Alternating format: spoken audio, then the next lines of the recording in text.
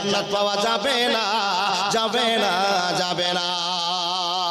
আপন মানুষ চেনা বড় দায় রে, আপন মানুষ বোঝা বড় দায়। চাইলে তারে যায় না বলা, বুকের ভিতর কষ্টের মেলা। আপন মানুষ সবচেয়ে বেশি আপনকে কাঁদায়, আপনকে কাঁদায়। আপন মানুষ চিনা বড় দায় রে, আপন মানুষ বোঝা বড় দায়। বাবুই পাখি ঘর বাঁধিলে হয় না ঘরে ঠাঁই, ঝড় বাদলে কাটায় রে সে ঘরের দরজায়। পারে না সে ছাড়তে মায়া, ছাড়ে না ঠিকানা। আমি হলাম পথের পথিক, সবই আমার জানা। সময় সুযোগ পেলে মানুষ আপনকে কাঁদায়, আপনকে কাঁদায়। আপন মানুষ চিনা বড় দায় রে, আপন মানুষ বোঝা বড় দায়। একবার জোরে বলুন না সুবহানাল্লাহ। নবী মুহাম্মদ এবার আইন পাস করছেন। কি আইন পাস? আল্লাহ তো আপনাকে আগে খবর দিয়েছে। কি খবর? আমাকে যদি মেনে পরিবার গঠন করতে চাও তাহলে তোমাদের পরিবার জান্নাতে যাবে, তুমি জান্নাতে যাবে। আমার ভালোবাসা অন্তরে না থাকলে, পরিবারে না থাকলে কখনোই জানতে পারা যাবে না।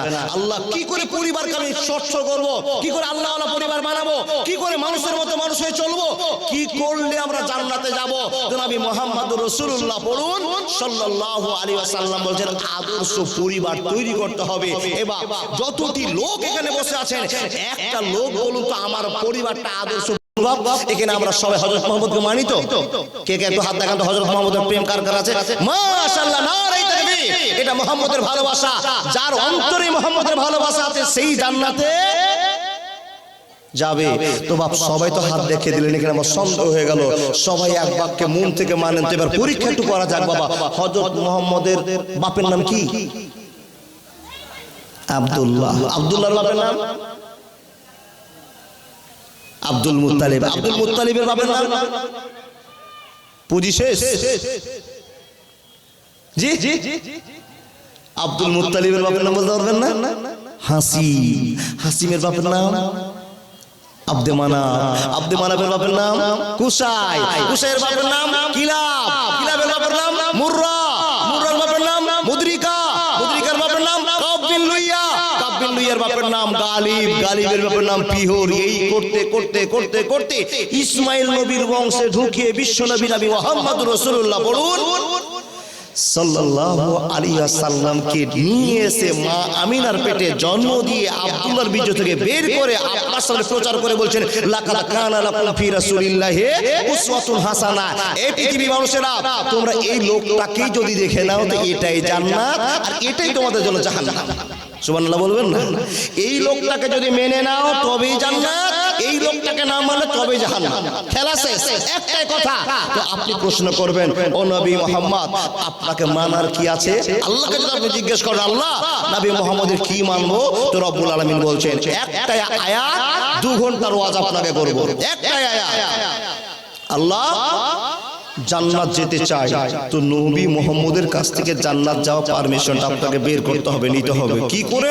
নবী মুহাম্মদ আপনাকে জান্নাতে নিয়ে যাচ্ছেন। দেখুন নবী মুহাম্মদ অতক্ষণ পর্যন্ত কথা বলতেন না যতক্ষণ আকাশের খবর নবীর কানে না বলতেন। জিবরাইল এসে নবী এটা আপনি বলে দিন। এতক্ষণ যতক্ষণ না বলতেন ততক্ষণ নবী মুহাম্মদুর রাসূলুল্লাহ সাল্লাল্লাহু আলাইহি ওয়াসাল্লাম কথা বলতেন না। ওয়ামা ইয়ানতিকু আনিল হাওয়া ইন হুয়া ইল্লা ওয়াহয়ুন ইউহা। নবীর প্রতি যতক্ষণ ওহী না আসতো ততক্ষণ পর্যন্ত নবী কোনো কথা বলতেন না, চুপচাপ দাঁড়িয়ে থাকতেন। তো নবী মুহাম্মদ তাহলে কত দামি লোক, আল্লাহর কাছ থেকে খবর দিয়ে পাঠাতেন আর নবী মুহাম্মদ রাসূলুল্লাহ সকালে সব জনগণকে খবরটা জানাতেন। তাহলে নবীটা যেমন তেমন লোক নয়, যেমন তেমন কি না, এমনই একজন লোক যাকে মানলে জান্নাত পাওয়া যায়। নবী মুহাম্মদ আপনাকে কি আদেশ করে? তো আল্লাহ বলছেন যেটাই আদেশ করে পৃথিবীর সকল মানুষকে সেটাই মানতেই হবে। ও মৌলভী সাহেব কি মানবো তো আপনাকে শোনাই বন্ধুরে আমার শোনন নবীর কোন কথা মানবো আর কোন কথা মানবো না কোনটা করতে বলবে আর কোনটা করতে বলবে না আমরা কেমন করে ডেফিনেশন করব ভাগ করব এ মুসলমান আল্লাহর নবী যেটা বলবে সেটা করতেই হবে নবীজি বলছেন মানুষের দল আল্লাহ তোমাদেরকে দয়া করে আমাকে তোমাদের কাছে পাঠিয়েছে আমি তোমাদেরকে সে পথ দেখাবো আমি যেমন করে ঘুমাবো তোমাদেরকে তেমন করে ঘুমাতে হবে আমি যেমন ভাবে খাবো তোমাদেরকে তেমন ভাবে খেতে হবে আমি যেমন ভাবে রাস্তায় চলবো তোমাকেও সেইভাবে রাস্তায় চলতে হবে আমি যেমন ভাবে মানুষের সঙ্গে কথা বলবো প্রতিটা মানুষকে সেইভাবে কথা বলতে হবে করেছেন আপনি ভালো নিতে চেয়েছেন মানুষের দল আল্লাহর আইনকে ফলো করতে হবে রাসূলুল্লাহর আইনকে ফলো করতে হবে তবে আদর্শ পরিবার আপনার সন্ধান পাওয়া যাবে মানুষের দল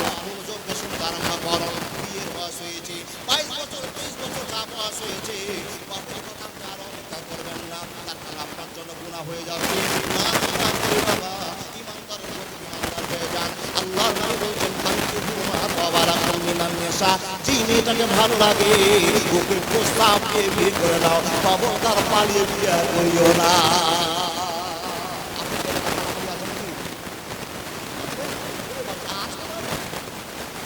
তার মানে খুব জোর লাগে বলছেন আছে মানে এই কথা ইংরেজি ভাবে সংযোগে পালিয়েছে নাকি সত্যি করে বললেন ছেলেরা পালিয়েছে ছেলে মেয়েকে পালিয়েছে রে বাবা আছে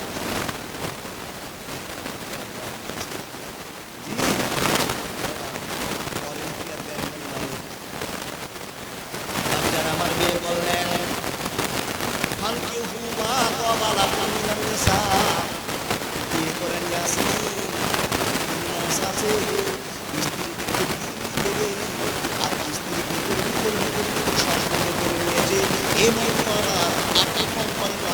আর আপনি ভালো কোম্পানির মাল চিনতে পারেননি আপনি চকচকে দেখেছেন কিন্তু আপনি দিল্লিতে আছেন বিদেশে আছেন এইদিকে আপনার স্ত্রী কাউকে রেখে গিয়েছে পালিয়ে গিয়েছে এটাই হলো আপনার চাইনা কোম্পানির মাল এর কোনো গ্যারান্টি নাই এর কোনো গ্যারান্টি পাওয়া যাবে না ইন্ডিয়ান কোম্পানির মাল নেবেন তো আপনার সুন্দর করে কোম্পানিটাকে গুছিয়ে রাখবে দিয়ে রাখবে ওই কোম্পানি মালের কারণটা কি দামটা কি কোথায় বাজার মাওলানা এ বাপ জানা মারা পৃথিবীতে একটা কেন্দ্র আছে জায়গা আছে যার নাম হলো মহিলা মাদ্রাসা ওই মাদ্রাসাতে খোঁজ করলে আপনি ইমানদার মহিলা পাওয়া যাবেন আপনি প্রশ্ন করবেন মাওলানা শুধু অরিজিনাল মেয়ে কি শুধু মাদ্রাসায় আছে বলে না না না শুধু মধু মাদ্রাসায় নেই আপনার ঘরেও আছে আপনার বাড়িতেও আছে যার বাপের পড়া মেজাজ যার মার পড়া মেজাজ ওর মেয়ে কোনদিন ভুল করতে পারে না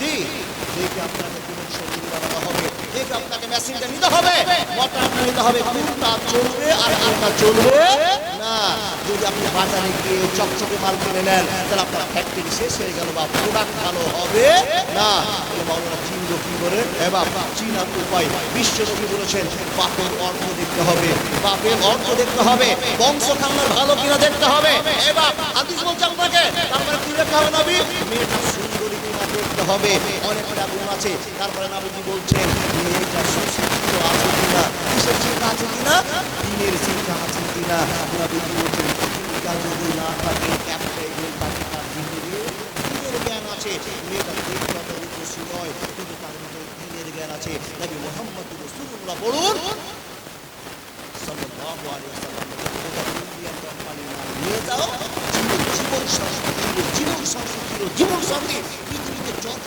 সম্পদ আছে সবচেয়ে মূল্যবান সম্পদের নাম হলো আপনার বাড়ির নেককার আলমারাতুস সালেহা নেককার স্ত্রী নেককার বিবি নেককার বাড়ির মহিলাটা আপনি যদি সেটাই খারাপ পেয়ে যান কোনদিন সুখের আশা করবেন না নবীজি চারটা আঙ্গুল দেখে বললেন একটা মানুষকে সুখী বলা যায় তার ভিতরে চারটা গুণ থাকতে হবে প্রথম নম্বর যে গুণটা থাকতে হবে স্ত্রীটাকে ভালো হতে হবে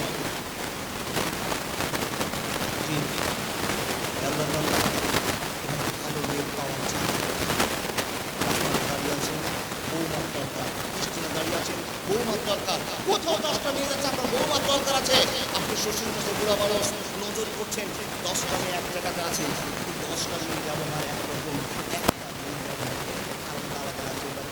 দেখুন 10টা মেয়ে শুধু কোরবানি জ্ঞান দান করছে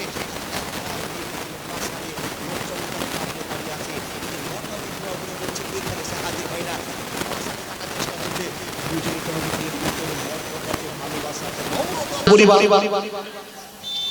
একটা